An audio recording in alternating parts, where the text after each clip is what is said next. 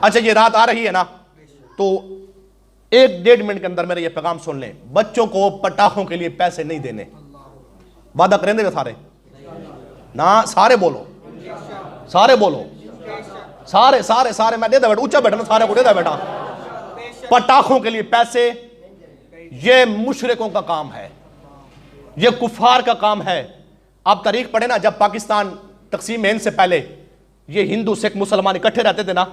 جب شب برات آتی تھی نا، مسلمان وضو کر کے مسجد میں آتے، ہندو سکھ ان کے بچے وہ پیسے دیتے، وہ آ کر گلیوں میں پٹاخے کرتے تھے۔ تو تسا مسلمان دے پوتروں دے سکھاں لے کام جج دے نہیں، خود پیسے دیں گے۔ اور دکاندار، یہ دکاندار بیٹھے ہیں، میاں تسا مہربانی کرو بھی چلو کوئی پھٹاکے دیں ڈبیاں کے ناسو وجہ سے نگاہ کا سن، میاں روزی حرام ہے، ساری حرام پیا کرے نے،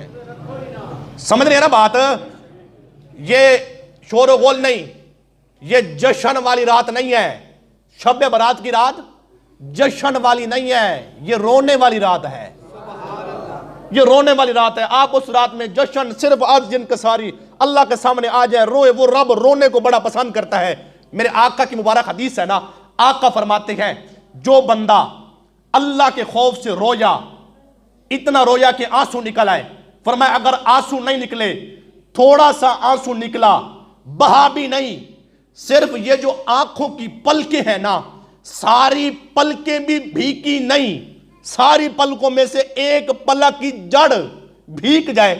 قیامت کے دن یہ ایک پلک آپ کو جہنم نہیں جانے دے گی۔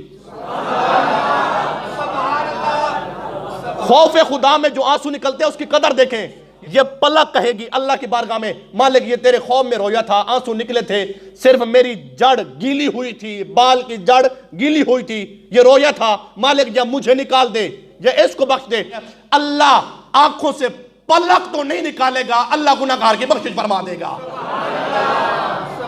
نماز پڑھ سو عبادت کرے سو سارے، اللہ توفیق بخشے، سنتا دا فرما۔